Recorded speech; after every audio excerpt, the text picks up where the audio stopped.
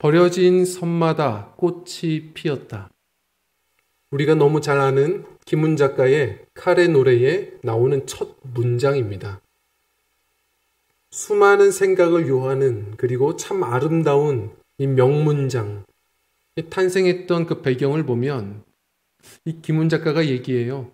우리가 생각했던 것보다도 훨씬 더 오랫동안 많은 고뇌가 있었다는 겁니다. 그래서 무슨 고뇌인가 들어봤더니 버려진 섬마다 꽃이 피었다 이렇게 했을까?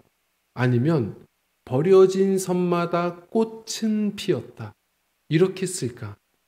둘 중에 그렇게 고뇌했대요. 우리가 볼 땐 똑같죠? 꽃이 피었다든 꽃은 피었다든 우리는 똑같은데 작가는 다릅니다. 뭐라고 설명하냐면 꽃이 피었다라고 쓰면 그것은 사실을 이야기하는 사실의 세계고 꽃은 피었다 이렇게 쓰면 작가의 감정이 또 담긴 정서의 세계입니다. 그런데 이 글을 쓰면서 최대한 이것이 사실의 역사를 다룬다는 이야기를 하고 싶어서 결국은 꽃이 피었다로 썼습니다. 이렇게 얘기하는 겁니다. 도무지 아직도 이해가 우린 잘 안 되죠? 다 똑같은 것 같은데. 그런데 한 가지 우리가 공감할 수 있는 것은 작가들은 한 글자를 쓰는 데에도 수많은 계획, 생각, 열정, 혼신의 힘을 다한다는 겁니다.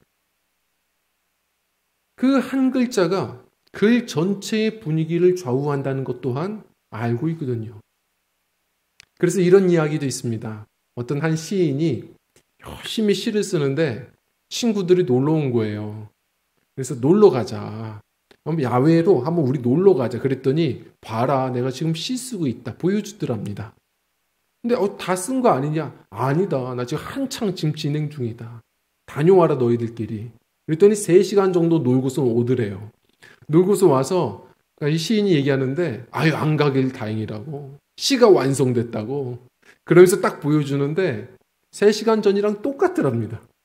그래서 이게 뭐냐 그랬더니 얘기를 해주는데 이 시를 쓰면서 여기다가 콤마 이 쉼표를 쓸까 썼대요.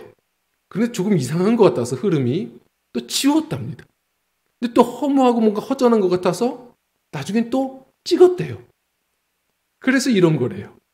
똑같은 겁니다. 똑같은 건데 우리가 느낄 수 있는 것 시인의 마음을 우리가 어떻게 합니까? 점 하나에도 수많은 계획과 혼신의 열정이 다 담겨 있다는 겁니다. 제가 왜 이런 이야기를 할까요?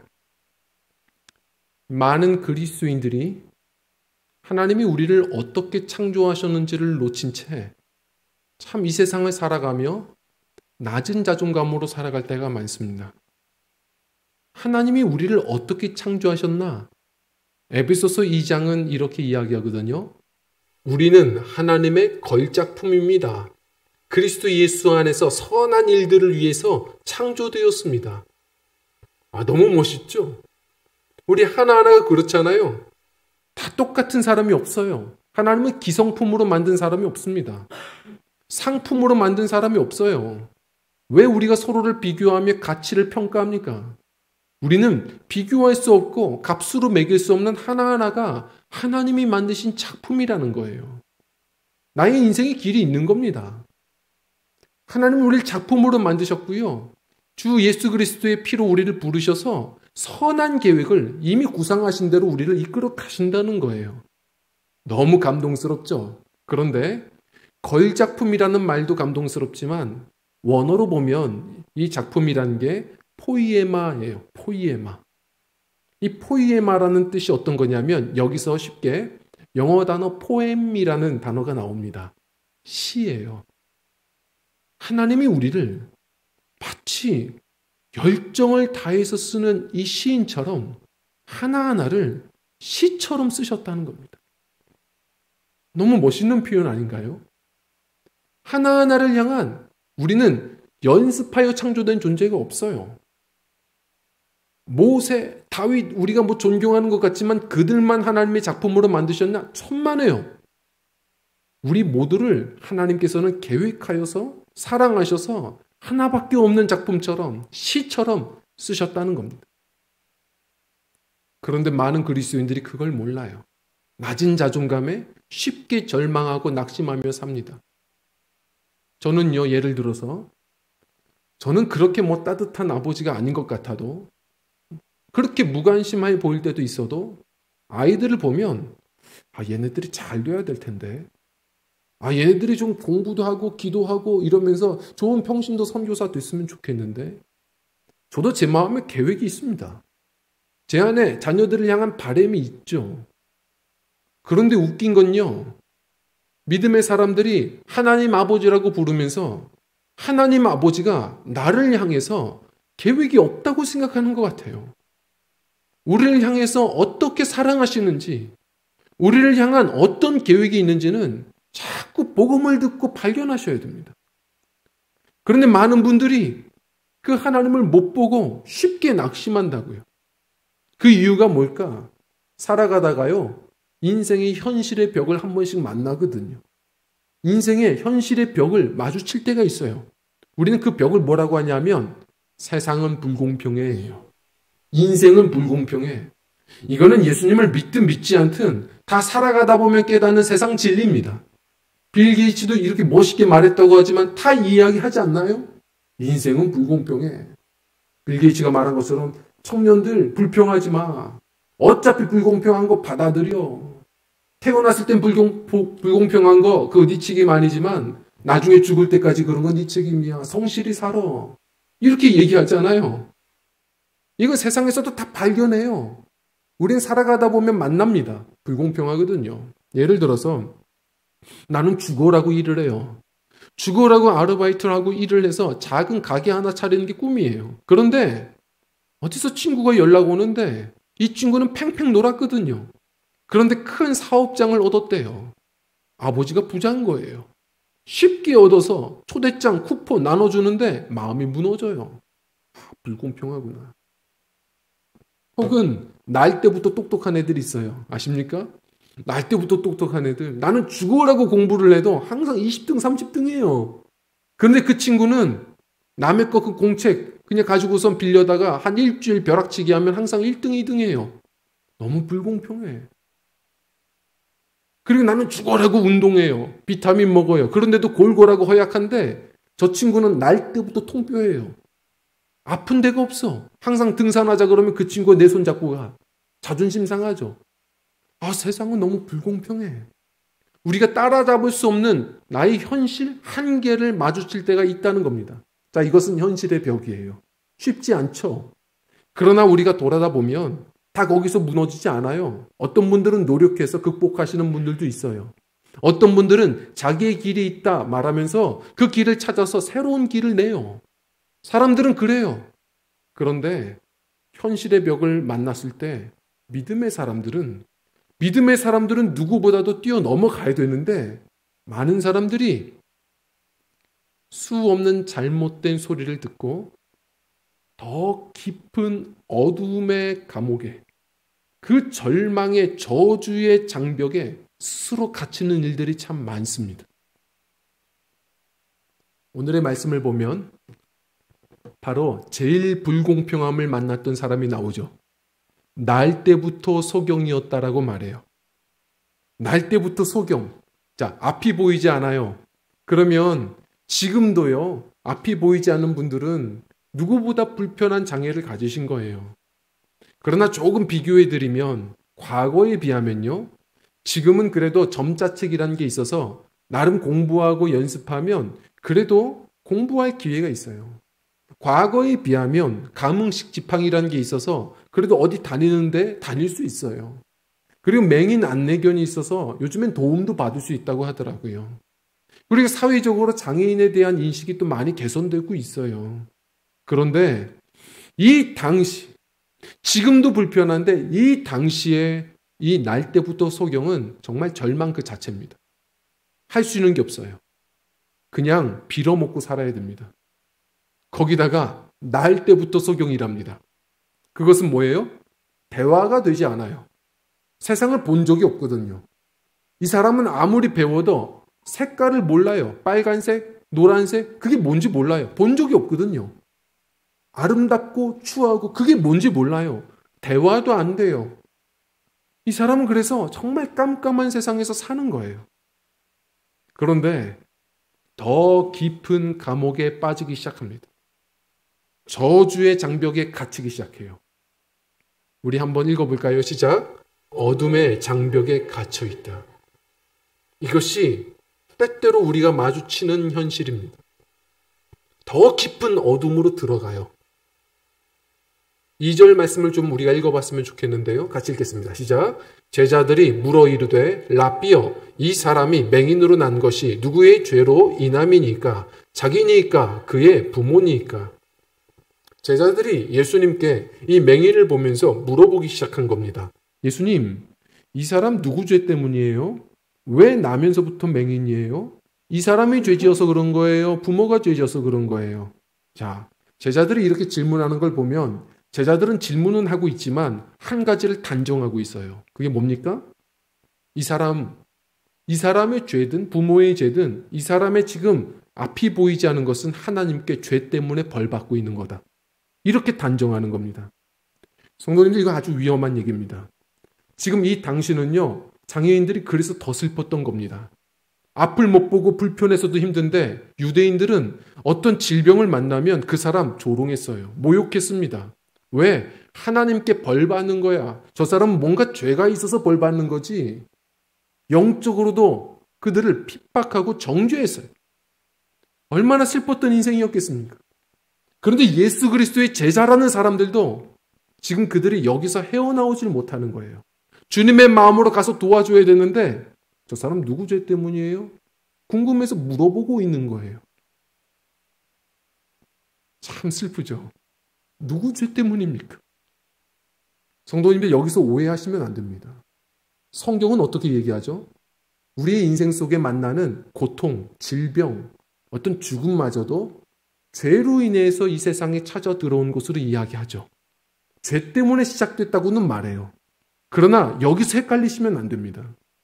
내가 어떤 죄를 지었다고 그 구체적인 죄 때문에 하나님이 일일이 그것 때문에 벌을 즉각 주시는 하나님이라고 성경은 말하지 않아요.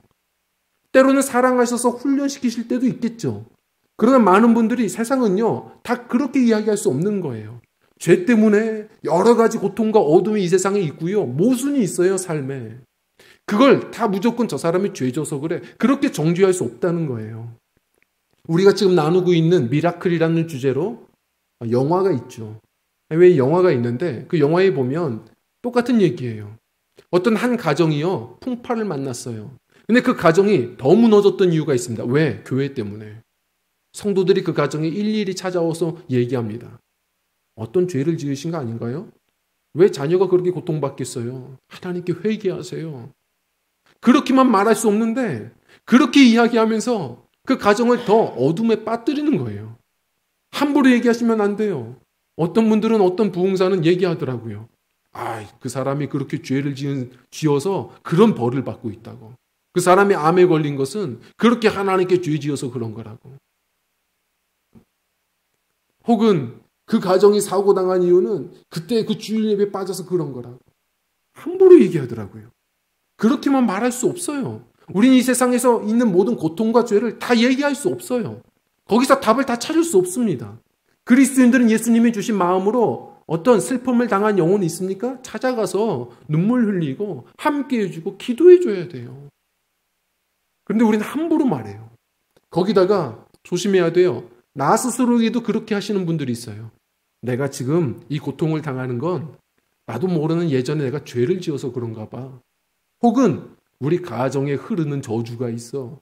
부모들이 우상 숭배를 했거든. 그렇게 이야기하고 그걸 단정합니다. 소망의 주님을 바라보며 우리 주님의 영광을 향해 다가가야 하는데 자꾸 과거의 감옥에 스스로 갇혀요. 그게 편안하거든요. 이유를 찾아야 그나마 시원하거든요. 그래서 과거로 들어가서 다 할 수 없는 답을 스스로 단정하고 죄 때문이야. 갇힐 때가 많다는 겁니다. 조심하셔야 돼요. 거기서 답을 찾을 수 없어요. 인생은 모순된 게 참 많아요. 그런데 이 사람은 어땠겠습니까? 계속해서 이런 이야기를 듣는 거예요. 듣다 보니까 스스로가 더 이상 소망을 꿈꿀 수 없는 그런 절망의 상태에 빠지는 거예요. 저는 이 절망 감옥을 쉽게 얘기해서 원래의 감옥이라고도 말합니다. 원래라는 말을 많이 하지 마십시오. 이렇게 얘기하세요. 나는 원래 안 돼. 나는 원래 매력이 없었어. 저 사람이 나를 떠나는 건 당연한 거야. 나는 원래 말을 못해. 내가 바꾸려고 하지 않고 자꾸 원래의 감옥에 갇혀요. 나는 원래 그래. 나는 원래 똑똑하지 않아. 우리 가족 대대로 그렇게 공부 잘하는 사람이 없었어. 난 원래 못해. 나는 원래 허약해. 할아버지도 심장 비슷한 병이 있었대. 난 원래 허약해. 이게 마땅해. 우리 주님은 그렇게 말하길 원하지 않으세요. 우리는 빛으로 나아가야 해요. 우리 함께 읽겠습니다. 시작. 빛으로 나오라. 빛으로 나아가셔야 해요. 빛이 어딨냐요? 자꾸 우리는 다른 걸 빛이라고 생각해서 그래요. 주님이 말씀하십니다. 내가 세상의 빛이라. 내가 네 인생의 빛이야. 주님이 빛이세요. 이사야서 60장 1절 말씀. 일어나라 빛을 발하라. 빛이 어디 있는데요? 이미 네 빛이 이르렀고 여호와의 영광이 네 위에 임하였음이라. 예수 그리스도예요. 주님이 부르셨잖아요. 우리의 이 미완의 씨가 첫 행이 시작됐잖아요. 예수 믿어 하나님 자녀 됐다는 거예요. 이것부터가 기적 아닙니까? 그 주님 말씀 따라 빛 대신 주님 말씀 따라 살아가면 되는 거예요. 그럴 때 주님이 구상하신 이 씨가 이제 완성작으로 사람들 앞에도 드러나는 겁니다. 이 소망 가지고 나아가는 거예요. 주님이 빛이세요. 저 일본에 가보면 야쿠자 출신의 선교회가 있죠. 바라바 선교회가 있어요. 언젠가 말씀드렸죠. 이 사람들의 특징은 우락부락하게 생겼고요. 다 새끼손가락이 하나씩 없어요. 조직에서 당당히 나오려고 예수 믿고 선교하려고 손가락을 자르고 나왔어요. 그리고 복음 전하죠. 이 사람들이 왜 그런 일을 했는가? 이렇게 이야기를 합니다. 자기들이 예전에는 어둠인 줄 몰랐다는 거예요. 그게 나쁜 것인 줄 몰랐대요. 다 세상 다 나쁘고 그냥 다 어둠인 줄 알았으니까 자기들도 그렇게 어둠인 줄 몰랐대요. 그런데 예수 믿는 한국인 여성들을 만난 거예요. 그들과 결혼한 겁니다. 예수 믿는 여인들과 결혼을 하다 보니까 복음을 알게 된 거예요. 인생에 빛이 찾아오더래요. 그제서야 자기들이 있는 자리가 어둠인 줄 알겠더랍니다. 주변 사람들은 말렸대요. 그냥 야쿠자 생활하면서 예수 믿으면 되지 않냐. 그런 사람들도 많다. 그런데 예수 믿고 보니 빛이 오니까 어둠과 공존할 수가 없더랍니다. 그래서 다 자르고 나왔다는 거예요. 저는 조폭의 경험도 없고 그들의 삶을 잘 모르지만 그분들의 마음을 조금 이해했던 그 과거의 기억이 있어요. 좀 유치하지만 전 중학교 1학년 때요. 제 친구 중에 하나가 인기 스타였습니다. 왜냐하면 그때는요. 뭐 하나만 잘하면 돼요. 이 친구는 박치기 왕이었습니다.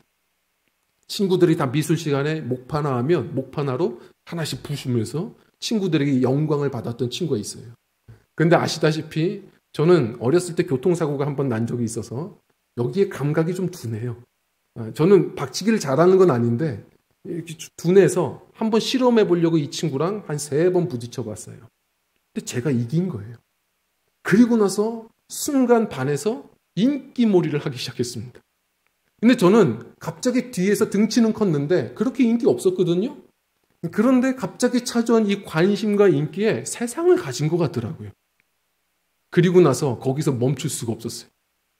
옆에 반에 박치기 왕이 있대요. 그래서 그 박치기 왕과 또 겨뤄봤더니 저는 아프지가 않거든요. 그래서 또 이겼어요. 친구들이 난리가 났습니다. 막 그냥 사람들이 찾아와서 악수하고 막 영광 그렇게 저를 드높여 주는데 세상을 정말 다 가진 것 같아요. 근데 거기서 또 멈출 수가 없었어요. 하루는 토요일 날 집에 가야 되는데 다른 교복을 입은 친구가 있어요. 다른 학교에 1살 어린 후배인데 박치기 왕이래요. 그러면서 소문을 들었다고. 그래서 한번 저랑 겨뤄보실래요. 그래서 정말 유치하지만 박치기를 한번 했더니 제가 또 이겼어요. 난리가 났죠. 저 학교 스타가 됐어요. 잠시의 순간이었지만 순간 영광을 맞이한 적이 있었습니다. 자, 그런데 그렇게 박치기하고 집에 가는 길인데 버스 정류장까지 가는 길에 어지러운 거예요. 야, 이거 좀 문제가 생겼나 보다. 근데 친구들이 얘기해요. 좋아하는 친구가 너 그러지 마. 너 그거 그만해. 말리는 거예요. 야, 너 그거 안 좋은 거야. 너 그러다 나중에 큰일 나. 야, 머리는 공부하라고 쓰라고 한 거지 그렇게 쓰는 거 아니야. 막 얘기하는 거예요. 그런데도 관심을 한번 받으니까요. 그게 그렇게 세상 다 가진 것 같았거든요. 사실은 그 이야기 때문에 더 이상 안 하겠다고 약속하고 모든 영광 내려놨죠. 그런데 그때만 해도요. 그게 그리운 거예요. 근데 나중에 기도하는데 얼마나 그 삶이 미련해 보이게 다시 보이는지. 내가 왜 그랬지? 왜 그랬지? 얼마나 미련한지. 미련해 보이죠? 그런데 아십니까? 우리가 다 그러고 살아요. 폭력이든 술이든 도박이든 그거 끊으면 죽을 것처럼 어둠을 어둠인지 모르고 다른 사람들 그 세계에서 조금 인정받으면 거기에 취해서 사람들이 몰입하며 삽니다. 제가 지금 나쁜 것만 얘기하니까 잘 모르시죠? 돈도 마찬가지예요. 인기도 마찬가지입니다. 죽을 때면 아무것도 아닌 것, 정말 별로 중요하지도 않은 것인데 살아갈 때는 그게 세상에서 제일 중요한 것처럼 생명보다 중요한 것처럼 여기고 그것에 몰입하며 삽니다. 누가 또 인정해주고 알아주면 그거 목말라서 더 갈증내서 거기에 달려가요. 왜 그런지 아세요? 빛이 없어서입니다. 빛이 비춰지면 어둠이 무엇인 줄 알아요. 내가 어둠 속에 있다 보니까 모른 거예요. 똥인지 된장인지 내가 붙드는 게 돌인지 보석인지 모르고 사는 거예요.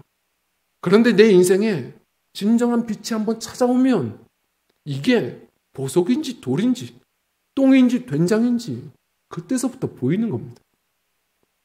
우리 눈이 좋다고 해서 사물이 보이나요? 아니요. 빛이 와야 돼요. 우리 영적으로도 마찬가지예요. 우리 인생의 빛은 예수 그리스도입니다. 하나님이 우리를 창조하셨고 장님된 우리를 위해서 세상에 빛된 예수 그리스도를 우리에게 보내주신 거예요. 그 주님 앞에 설 때 비로소 우리는 진짜가 보이는 겁니다. 어떻게 살아야 되는지, 내가 무엇을 붙들고 살아야 되는지 거기서부터 보이기 시작하는 거거든요. 성도님도 권면드립니다. 이미 주님이 함께 하세요. 주님이 빛이세요. 주님 앞에 서셔야 합니다. 그럴 때 우리는 삶을 낭비하지 않고 선하신 하나님의 그 계획을 우리가 기대하게 되고 그 말씀 따라 오늘도 그 소망의 내일을 향하여 또 나아갈 수 있는 거거든요. 이 빛으로 나아가셔야 돼요. 주저앉지 마십시오. 그것은 소음이에요. 우리 인생의 복음을 들으셔야 합니다. 예수님이 빛이세요. 이미 함께 하시는 주님 그 말씀 따라 나아가는 삶이 하나님의 선하신 계획, 아직 미완의 시로 보이는 우리의 인생의 시가 작성되는 은혜를 우리가 누리기 시작하는 것입니다. 오늘 그래서 우리가 결단하려고 합니다. 믿음의 적용 하나를 함께 나누려고 해요. 함께 읽겠습니다. 시작. 과거가 아니라 미래에서 답을 찾으십시오. 아멘. 과거가 아닙니다. 미래에서 찾으셔야 합니다. 제자들의 질문에 예수님이 대답하셨습니다. 3절 말씀 읽어보겠습니다. 시작. 예수께서 대답하시되 이 사람이나 그 부모의 죄로 인한 것이 아니라 그에게서 하나님이 하시는 일을 나타내고자 하심이라. 아멘. 과거에서 찾지 말라는 거예요. 예수님이 대답을 하시거든요.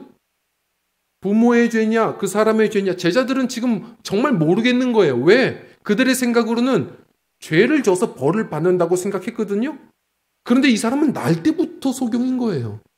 그러면 이 사람이 죄 지은 건지? 그럼 거기서 멈춰야 되는데 그럼 부모가 죄 지어서 그런 건가? 이러고 있는 거예요. 거기서 답 찾지 말라는 겁니다. 예수님의 말씀을 오해하지 마세요. 부모가 죄가 없다는 게 아니에요. 사람은 다 죄인이죠. 그런데 중요한 건 일일이 우리의 죄 때문에 마치 하나님이 파파라치처럼 숨어서 그거 죄 딱 찍어다가 바로 즉각 고발하고 이런 하나님 아니라는 겁니다. 우리가 그렇게만 얘기할 수 없다는 겁니다. 자, 주님께서 말씀하시는 것은 이 세상 애매하고 모순된 게 참 많아요. 우리가 해야 할 일은 불쌍한 사람을 만나요? 도와줘야죠. 그리고 우리의 인생 속에 그러한 장벽을 만납니까? 그러면 과거에서 찾지 말고 미래로 질문하라는 거예요. 아니, 주님을 믿는 사람들이 왜 자꾸 과거로 도망갑니까? 세상 사람들도요, 미래에서 답 찾는 사람들 많아요. 예를 들어서 지금 월드컵 예선전 아마 축구 선수들 지금 계속해서 진땀 흘리고 있을 겁니다. 훈련할 거예요. 그런데 그분들이 다들 과거에서 답을 찾는다고 생각해 보세요. 얼마나 괴로울까요? 왜 내가 이 주말에도 쉬지 못하고 훈련을 해야 되지? 아, 내가 그때 중학교 때 괜히 축구부에 들어가가지고 이 고생을 하나? 여기 답이 나옵니까? 여기서 무슨 기쁨이 있고 빛이 있겠습니까? 오히려 거기서 긍정적인 사람들은 그럴 거예요. 오늘도 기쁨으로 훈련할 겁니다. 왜? 미래에서 답을 찾으니까. 어느 순간 내가 월드컵 경기장에서 이 태극기를 가슴에다 달고 뛰는 그날이 오겠지? 그러고 있지 않을까요? 밑에서요, 이 3층에서 스터디 카페에서 공부를 하는 친구들도 과거에서 답을 찾는 친구들은 공부도 안 될 거예요. 그러나 삼각김밥 먹어가면서 계속 공부하면서 하시는 친구들 보면 미래에서 답을 찾는 친구들이 많을 겁니다. 언젠간 이런 일이 있겠지? 그들은 미래의 확률을 걸고도 웃으면서 오늘을 참는데 믿음의 사람들 어떻게 확신이 없습니까? 하나님은 우리를 향한 선하신 계획이 있다고요. 한 사람도 연습으로 만든 인생이 없다는 겁니다. 하나님이 선하신 계획이 있으시다. 믿음을 가지고 미래에서 답을 찾는 거예요. 나의 삶은 이런저런 이유로 결국은 이렇게 되어 있겠지만 그러나 선하신 하나님이 나라는 사람을 통해서 영광 받으실 거예요. 아니 어떻게 나를 사용하실까? 설레는 마음으로 기쁨으로 기도하며 순종하며 나아가야 한다는 겁니다. 송명희 시인 생각해 보셨어요? 사지가 뒤틀려요. 그런 정신지체, 그런 힘겨운 질병을 얻었으면서도 물론 자살하려고 했다고 하죠. 그러나 예수님 앞에 나와 예배 드리는데 그분의 표현으로 빛이 막 가슴으로 찾아오더래요. 그러면서 이분이 썼던 그런 시가 있지 않습니까? 공평하신 하나님. 아니 누구보다 불공평해 보이는데 그분이 얘기해요. 전능하신 주님을 만나니 불공평함이 사라졌다는 거예요. 나는 다른 사람들이 듣지 못하는 것을 듣습니다. 다른 사람들이 보지 못하는 것을 봤습니다. 이분은 평생 질병이 고쳐지진 않았어요. 그러나 아십니까? 왜 다 똑같아야 됩니까? 이분은 건강은 잃었지만 그러나 누구보다도 하나님이 주신 은사를 발견했죠. 시를 계속 썼어요. 누구보다 많은 찬송 작사가 복음송 시인이 됩니다. 하나님이 우리를 향하신 작품 같은 계획이 있다는 거예요. 부르시는 날까지 야 나는 병이 있어서 나는 나이가 들어서 그런 이야기하면 안 된다는 거예요. 부르실 때까지 하나님은 그 시를 멈추지 않으실 거예요.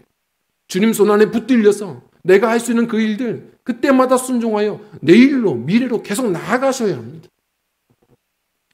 오늘 6절 7절 말씀은 이렇게 이야기합니다. 같이 읽어보겠습니다. 시작. 이 말씀을 하시고 땅에 침을 뱉어 진흙을 이겨 그의 눈에 바르시고 이르시되 실로암 못에 가서 씻으라 하시니 실로암은 번역하면 보냄을 받았다는 뜻이라. 이에 가서 씻고 밝은 눈으로 왔더라. 아멘. 예수님께서 이 사람을 보시고 진흙에 침을 이겨서 눈에 발라요. 그리고 실로암 못에 가서 씻어라. 이렇게 말씀하십니다. 왜 이러셨을까요? 예수님은요, 사실 말씀만 해도 그냥 눈이 떠질 수 있는 전능하신 주님이에요. 바디메오는 그냥 말씀으로 띄우셨어요. 그런데 이 사람은 왜 그랬을까요? 예수님은 항상 믿음을 먼저 보고자 하시는 거예요. 이 사람 순종으로 믿음이 증명되는 거거든요. 너 못에 가서 씻고 와. 눈이 떠졌어요. 어두운 밤에 캄캄한 밤에 새벽을 찾아 떠난다. 우리가 부르는 이 찬양이 아시죠? 실로암. 그 주인공이에요. 이 사람은 늘 어둠이었어요. 그런데 순종해 보니 여명이 찾아온 거예요. 세상을 봤고 그리고 주님을 봤어요. 순종 그 믿음을 보시고자 한 거예요. 실로암이란 뜻이 뭡니까? 보냄을 받았다는 뜻이에요. 성도님들께 때마다 주시는 말씀이 있을 겁니다. 한계에 그냥 고개를 떨구지 말고 그때에 이것 가지고 뭐가 되겠어 하는 그 작은 한 말씀을 비추리 여기고 나아가시는 거예요. 그게 실로암이에요. 바로 그 자리가 주님이 보내신 자리예요. 그렇게 순종하여 한 걸음 걸을 때 주님께서는 그 다음을 또한 보여주실 겁니다. 제가 이 한 분 이야기를 하고 오늘의 말씀을 정리하려고 해요. 다 아시는 분이죠. 강용우 박사님. 어떻게 보면 오늘의 말씀의 이 주인공 실사판처럼 우리는 느껴집니다. 현실판처럼 느껴지죠. 이분 다 아실 겁니다. 이분 누굽니까? 이 강용우 박사는 루즈벨트 무슨 재단에서도 세계를 빛낸 위인에 속하는 우리나라 대표적인 위인입니다. 근데 이 사람이 삶의 이야기를 해주는데 참 믿기 어려운 이야기들을 계속 해주죠. 이 사람은 어떤 사람이었나요? 물론 어렸을 때는 유복했습니다. 그런데 유교가 터지고 나서 아버지가 피난 갔다가 다시 집으로 돌아왔더니 사업 미천으로 마련했던 모든 돛담배들이 다 불타 없어진 거예요. 절망에 빠지시고 아버지가 일찍 세상을 떠나셨습니다. 자, 여기서부터 욥과 같이 고난이 시작됩니다. 아버지가 세상을 떠났죠. 가난이 찾아왔어요. 그러나 여러 아이들을 이 어머님은 특히나 이 아들 강용호 박사님을 희망으로 여기고 잘 키워내며 소망을 놓치지 않았다 합니다. 그런데 이 강용호 박사가 중학교 1학년이 되었을 때 학교에서 축구를 하다가 공이 눈에 스쳤는데 그리고 나서 망막이 파열되고 결국은 조치를 못해서 시력을 잃어버려요. 소경이 됩니다. 엄마가 이 강용호 박사 하나밖에 없는 이 아들이 망막을 잃었다는 소경이 되었다는 이야기를 선고받자마자 놀래서 졸도하여 쓰러져 죽어버려요. 자, 기구하죠. 그리고 나서도 이 가정 그래도 동생들 먹여 살리겠다고 이 첫째 누님 한 분이 계셨는데 이 누나가 바로 모든 책가방 내던지고 봉제 공장으로 뛰어 들어갑니다. 봉제 공장에서 일을 하다가 2년 동안 일을 하고 과로로 쓰러져 죽어요. 어떻게 이럴 수 있습니까? 다 죽었어요. 두 동생 남겨두고 이제 자신이 소년 가장 되었습니다. 할 수 있는 게 아무것도 없어요. 여러 사람들의 권유로, 어른들의 권유로 어떻게 할 수가 없었습니다. 동생 하나는 철물점에 보내고 또 하나는 뭐 어떤 아는 분에게 보내서 결국 입양을 보내버리고 자신은 보육원에 들어갑니다. 절망이죠. 수없는 사람들이 어둠에 이 감옥에 계속 이 저주의 장벽에 집어넣어 버립니다. 야, 너 뭐 잘못했나 보다. 야, 너는 지금 빨리 선택해야 된다. 거린이 되든지 아니면 오늘날 그래도 시대가 발전했죠. 한 가지 선택이 더 있더래요. 맹인 안마사가 되든지 둘 중에 하나 선택해서 준비해야 돼. 절망에 빠지고 보육원에 들어갔는데 그러나 그곳은 예수 믿는 곳이죠. 목사님이 설교를 전하시는데 첫 번째 설교에 마음의 눈이 떠졌답니다. 뭐라고 얘기하시냐면 하나님은 여러분을 사랑하십니다. 하나님은 어떤 한 인생도 실패작으로 연습삼아 만든 인생이 없습니다. 여러분들은 하나님께서 주시는 수많은 선물들 100가지가 있다면 단 한 가지가 없는 분들입니다. 모두를 가진 인생은 없습니다. 하나님이 주신 99가지를 바라보고 감사하십시오. 그리고 꿈을 가지십시오. 여기에 마음의 눈이 떠진 겁니다. 아, 그렇구나. 내가 없는 거 하나에 집중했구나. 나는 그냥 눈이 안 보이는 거구나. 그리고 나서 내게 주신 걸 돌아봤는데 그래도 공부는 곧잘 했거든요. 다시 점자책을 보고 공부하기로 결정했습니다. 아, 근데 공부할 수 있구나. 점자를 배우고 그래서 뒤늦게 중등 과정을 시작했는데 이 소문을 듣고 단지 공부하기로 결정한 한 걸음이었는데 그 뒤에 이 소식을 듣고 영문학과 당시에 다니던 대학생이 여대생의 영문학생이 와서 자원봉사자로 일을 도와주더랍니다. 열심히 도와주더니 이 사람의 성실함과 아름다움을 보고 결국 연애가 시작되었고 결국 결혼까지 하게 됐습니다. 서근옥 여사님이시죠. 열심히 이 사람의 뒷바라지를 해주면서 대학까지 보내는데 결국 연세대학교에 석사과정 졸업을 하게 되죠. 뿐만 아니라 학교에서 인정해주고 보내어줘서 그 당시에 누구도 가기 어려웠던 미국의 피츠버그 대학의 유학생 결국 박사학위를 받게 됩니다. 여기까지가 끝이 아닙니다. 그저 그렇게 해서 그냥 순종했을 뿐인데 누구도 들어갈 수 없었던 모든 장애인, 아시안 수많은 차별들을 극복하고 백악관에 들어가죠. 국가장애인위원회, 차관부, 최고위 공직자로 들어가서 결국은 그 영예를 누리게 됩니다. 뿐만 아니라 이 두 아드님이 한 분은 아빠 눈을 뜨게 해주겠다고 안과 의사가 되었고 또 한 분은 아빠 뒤를 따르겠다고 해서 또 꿈에 그 백악관에 들어가는 오바마 대통령의 법률 고문관이 되어버리죠. 이 놀라운 소식들을, 이 인생의 이야기를 이분이 잘 정리하여서 혼자만 갖지 않고, 이분은 신앙인이거든요. 교회에, 한국에 올 때마다 교회들을 들러서 간증을 하기 시작했습니다. 그리고 그분이 끝까지, 죽으면서까지 결국 남겼던 책에는 그 내용들이 담겨져 있죠. 여러분들, 제가 아닙니다. 하나님이셨습니다. 제가 인생을 살아보니 현실의 장벽보다 훨씬 힘겨웠던 게 믿음의 장벽이었습니다.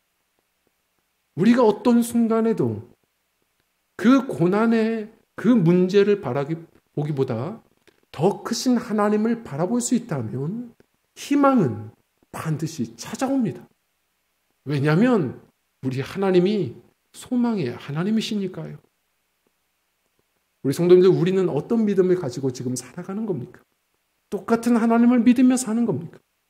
하나님은 우리를 사랑하십니다. 한 사람 한 사람을 연습하신 적이 없습니다. 하나님은 작품으로 만드신 겁니다. 다른 사람들과 상품이 되지 마십시오. 비교하고 스스로 열등감 갖고 낮은 자존감으로 살아가지 않으시길 원합니다. 나를 향하신 하나님의 선하신 계획이 있습니다. 그 믿음 가지고 이제 시작된, 예수 안에 하나님의 자녀가 된 이 아름다운 시작된 이 식구가 주님의 은혜 안에 순종되어 주님의 손에 붙들려서 잘 마지막까지 드러나는 은혜가 있기를 원합니다. 그래서 우리 인생 전부가 또 누군가에게 그리스도의 편지로 드러나는 귀한 걸어다니는 전도지들이 다 되시는 은총이 있기를 소망합니다. 하나님은 우리를 사랑하십니다. 선한 계획이 있습니다. 믿음 가지고 어떤 현실의 장벽이 있어도 과거로 도망가지 말고 탓하지 말고 주님의 영광이 있음을 기억하고 믿음을 가지고 질문하고 기도하며 순종하여 주님께서 우리를 붙들어 사용하시는 복된 복음의 편지들, 승리하는 믿음의 여정들이 되시기를 간절히 부탁을 드립니다. 우리 함께 찬양하고 기도하는 시간을 갖겠습니다.